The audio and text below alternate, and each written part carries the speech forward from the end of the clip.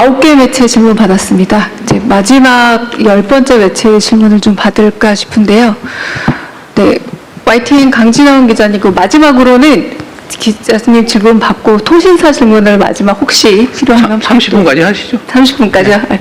대통령님 이제 좀 다시 기력이 더 나신 것 같습니다. 지금 잠시 삭개는 것 같아요. 네, 강진원 기자님. 네. 네, 대통령님 순방기간 고생 많으셨습니다. 그 당청 관계 관련해서 앞선 다른 기자분께서 질문을 주셨는데 추가로 좀 더 질문을 드리고 싶습니다. 지방선거 이후에 국정 지지율이 하락세를 보이고 있다라는 일단 분석들이 좀 많이 나오고 있습니다. 이것과 관련해서 여당 지도부의 지방선거 전략 그리고 당청 관계와 연결지어서 보는 시선도 있는데 지방선거 이후 국정 지지율 하락세, 당청 관계 그리고 여당 지도부의 선거 전략에 대해서 어떻게 생각하시는지 여쭤보고 싶습니다. 사실 저는 이제 선거를 기점으로 전후를 나눠본다면 저는 변한 게 없어요. 국정은 변한 게 없습니다. 그냥 똑같이 진행되고 있죠. 끊임없이 열심히 노력하고 있고 뭐 작은아마 성과들이 있습니다. 변한 건 없어요. 선거를 기점으로 무슨 정책이 바뀐 것도 아니고 결과가 바뀐 것도 없죠. 근데 선거일을 기점으로 지지율이 폭락을 하고 있죠. 엄중하게 받아들여야죠. 국민들의 평가입니다. 그런 거겠죠. 이재명 대통령 마음에 안 든다는 사람이 늘어난 거 아니겠어요? 그런 거겠죠. 당에 대해서도 마음에 안 드는 사람이 늘어났겠죠. 그럼 냉정한 현실이죠. 받아들여야 되고 또 결론적으로는 그에 대해서 또 무한 책임을 져야 되겠죠. 더 많이 노력해야 되겠습니다. 그 원인을 제거하기 위해서도 애써야 되겠죠. 뭐 여러 가지 분석이 있겠지만 아마 제일 큰 거는 그럴 겁니다. 먹고 살기 힘들어 죽겠는데 뭘 가지고 싸우는 거야? 도대체 너네들의 그 다툼이라고 하는 게 우리의 삶과 뭔 상관이 있으며 우리가 맡긴 공적 업무와 무슨 상관이 있느냐 아닐까 하는 게 제 생각이에요. 각자에겐 중요한 일이겠지만 우리 국민들께서 보시기에는 화날만 하다 그런 생각이 듭니다.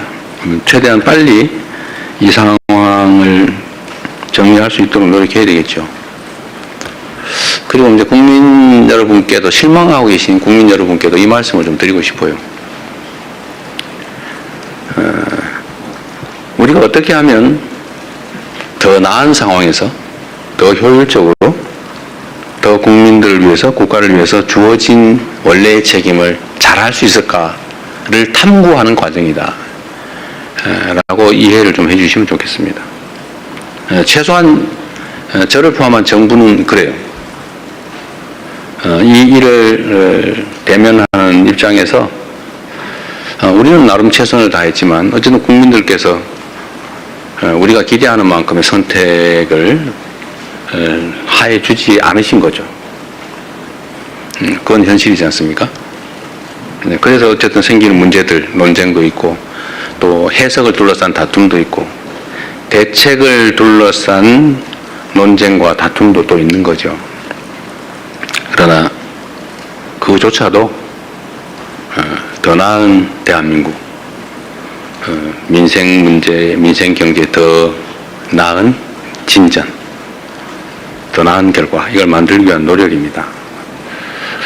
뭐 제가 선거 얘기를 합니다. 선거법 위반이라고 공정 의무 위반에 해당될 수 있다고 그래서 선거 얘기를 못하게 돼 있다고 그러네. 여기서 답을 해도 안 된다고 누군가 민주당의 선거를 위한 얘기를 하면 안 된다고 그래서 더 이상 말하기가 좀 어렵습니다. 그런데 분명한 거는 당은 더 많은 국민의 지지를 얻기 위해 노력해야 된다. 다른 요소를 찾기보다는 같은 요소를 찾기 위해서 노력해야 된다. 그래서 제가 이런 면에서 민주당 내의 경쟁과 갈등에 대해서도 한 말씀을 꼭 드리고 싶어요. 그 원수 싸우듯이 하지 마십시오. 거기에 그 같은 입장에 있는 같은 진영이라고 하는 울타리 안에 있는 사람들끼리 경쟁을 하는 게 아니라 전쟁을 했어야 되겠습니까? 모욕하고 헐뜯고 없는 사실 만들어가지고 공격하고 그러니까 또 억울하다고 또 이쪽이 또 그러고 왜 그렇게 합니까? 경쟁을 해야 됩니다. 경쟁을, 합리적 경쟁을. 있는 사실의 기초에서 논쟁하고 경쟁이 됩니다. 없는 거 지어내지 마세요. 허수아비 전법이라고 없는 사실을 지어낸다면 거기다 막 공격하고, 그래서 다른 옆에서 보는 사람이 저기 진짜 있나 봐. 이것도 하나의 테크닉이라고 생각하는지 모르지만 그 나쁜 짓이죠. 다시 서로 회복할 수 없어요. 나중에 그건 전쟁이죠. 또 모욕하지 마세요. 왜 그렇게 서로 모욕하고 폄하하고 꼭 숨어가지고 그런 사람도 있어요. 당당하게 내놓고 합리적인 논쟁을 통해서 옆에서 지켜보는 사람도 누가 이길까 재미있게 결과를 지켜봐야지. 보면 막 확 짜증나게 그냥 막 쳐다보기도 싫게 왜 그렇게 싸웁니까? 이것도 정치 문화의 일부죠. 정치 문화도 더 잘하기 경쟁, 합리적 경쟁, 논쟁을 해야죠. 진짜 죽일 듯이 싸우고 진짜 죽이면 어떡해요? 응? 적도 아니고. 우리 안의 차이가 아무리 큰들 상대와 싸워 이겨야 될 상대와의 차이만큼 크겠냐 이 말씀 자주 드리는데, 하여튼 전쟁이 되지 않으면 좋겠다. 그렇죠? 지나면 다 그만이에요. 지나면 나 또 맨날 보고 살아야 돼요. 그래서 그 말씀 꼭 드리고 싶습니다. 여야도 사실은 좀 마찬가지예요. 그냥 얘기 나온 김에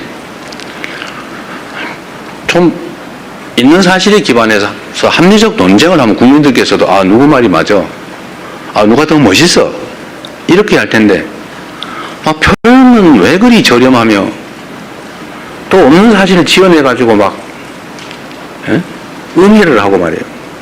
이러니 감정이 서로 상하잖아요. 이게 정치를 하는 게 아니라 패싸움을 하고 있어요. 패싸움. 그 국민들이 보시기에 얼마나 불편하겠습니까? 좀 여야 간에 저를 공격하시더라도 좀 없는 얘기 만들어가지고, 내가 언제 주가 9천 가지고 자화자찬했습니까? 제가 조심스러워서 일부러 주가 얘기 안 하고 있어요. 그런데 이재명 대통령 주가 9천 됐다고 자화자찬하지 마라 이런 논평 내고 그러면 되겠어요? 응? 내가 언제 그랬어? 내가 얼마나 주가 문제 조심하는지 압니까? 일체 한 번도 언급한 일이 없어요. 내가 몇천 포인트 됐다고 막 자랑했습니까? 제가 그럴 때마다 걱정이 있어요. 주식시장의 양극화도 사실은 심각한 자산 양극화를 부릅니다. 문제예요. 걱정이에요. 그걸 완화하기 위해서 정말 많은 노력을 해요. 주가지수가 외형적으로 트는 것보다는 다 한꺼번에 성장하면 좋겠는데 잘 안 되잖아요.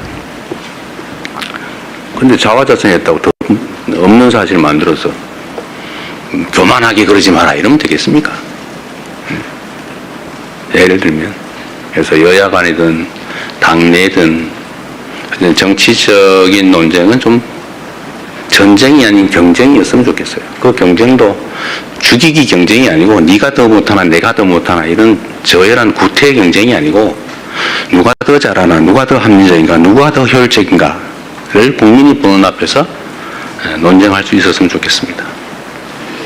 네, 이제 정말 마지막 질문으로